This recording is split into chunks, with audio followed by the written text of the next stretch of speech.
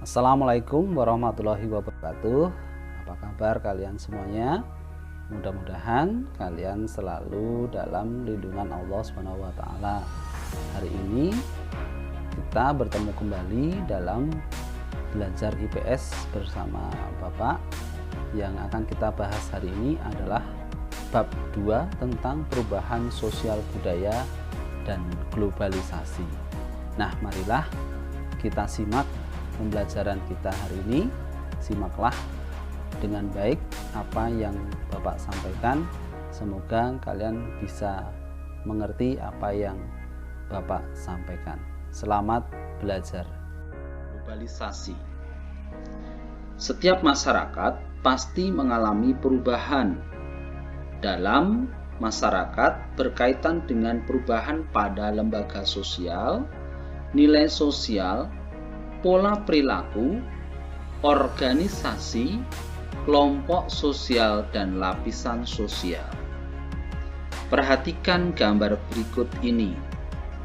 Gambar berikut ini adalah menggambarkan aktivitas petani yang membajak sawah. Yang membedakan adalah petani membajak sawah menggunakan kerbau, dan yang satu lagi petani yang membajak sawah menggunakan traktor. Apakah cara membajak sawah seperti ini dapat disebut sebagai perubahan sosial budaya? Mari kita simak bersama-sama pembahasan kita hari ini untuk memahami tentang perubahan sosial budaya. Perubahan sosial budaya menurut para ahli ada yang mendefinisikan beberapa hal. Yang pertama adalah perubahan sosial budaya menurut Selo Soemarjan. Selo Soemarjan mengemukakan bahwa perubahan pada lembaga-lembaga kemasyarakatan dalam suatu masyarakat yang mempengaruhi sistem sosial seperti nilai-nilai, sikap, dan perilaku di antara kelompok dalam masyarakat dikatakan sebagai perubahan sosial.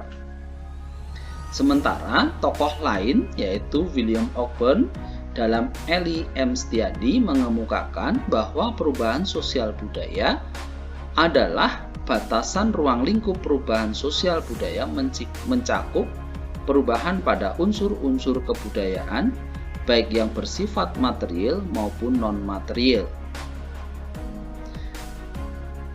Kecepatan perubahan sosial budaya setiap masyarakat berbeda-beda, tergantung dari terbuka atau tidaknya suatu masyarakat.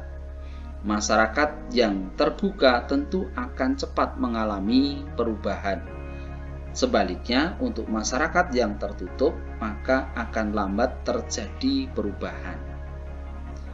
Perubahan yang terjadi pada hal-hal yang bersifat tradisional menjadi modern disebut modernisasi.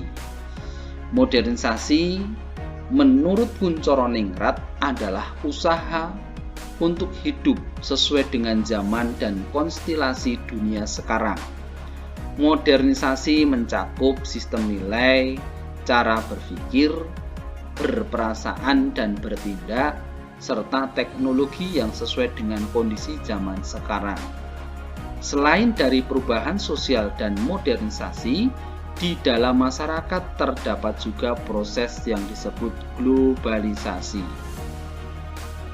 Selo Soemarjan menyebut bahwa globalisasi adalah terbentuknya sistem organisasi dan komunikasi antar masyarakat di seluruh dunia untuk mengikuti sistem dan kaidah secara sama secara cepat. Globalisasi melanda berbagai bidang, baik bidang iptek, ekonomi, transportasi, politik, ataupun budaya. Hubungan antara perubahan sosial dan budaya menurut Kingsley Davis dalam Suryono Sukamto tahun 2014 mengatakan bahwa perubahan sosial merupakan bagian dari perubahan kebudayaan. Sementara perubahan sosial meliputi perubahan pada sistem sosial, struktur sosial, dan fungsi masyarakat. Berikutnya akan kita bahas tentang bentuk-bentuk perubahan sosial. Bentuk perubahan sosial dapat dilihat dari waktunya, dari pengaruhnya, dari perencanaannya. Dilihat dari waktunya, bentuk perubahan meliputi revolusi dan evolusi. Revolusi itu adalah perubahan yang terjadi secara cepat, sementara evolusi adalah perubahan yang terjadi secara lambat. Nanti akan kita bahas lebih lanjut pada pertemuan berikutnya. Dilihat dari pengaruhnya, bentuk perubahan meliputi perubahan besar dan perubahan kecil. Dilihat dari perencanaannya, bentuk perubahan meliputi bentuk perubahan yang direncanakan dan perubahan yang tidak direncanakan.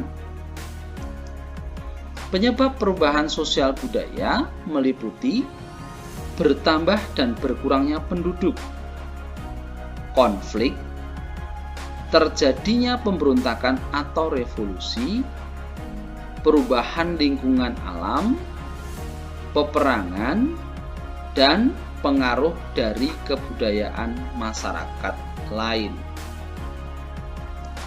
Selain pendorong dari perubahan sosial budaya, ada juga faktor penghambat perubahan sosial budaya. Penghambat perubahan sosial budaya meliputi kehidupan masyarakat yang terasing. Yang kedua, perkembangan ilmu pengetahuan yang terlambat. 3, sikap masyarakat yang tradisional. Yang keempat adalah prasangka terhadap hal-hal baru atau asing. Yang kelima adalah usaha untuk mempertahankan adat istiadat. Nah, ini tadi adalah materi kita pada pertemuan kita hari ini. Sekian, semoga bermanfaat. Bagaimana? Sudah paham dengan apa yang Bapak sampaikan tadi? Baik, hari ini kita belajar sampai di sini dulu. Semoga apa yang sudah Bapak sampaikan tadi kalian bisa memahaminya. Dan untuk tugas kalian akan Bapak kirim melalui link yang sudah Bapak siapkan. Selamat bekerja, tetap di rumah, belajar di rumah, jaga kesehatan. Jangan keluar rumah kalau tidak ada yang mendesak. Tetap pakai masker, sering-sering cuci tangan, dan jaga kesehatan. Semangat belajar. Wassalamualaikum warahmatullahi wabarakatuh.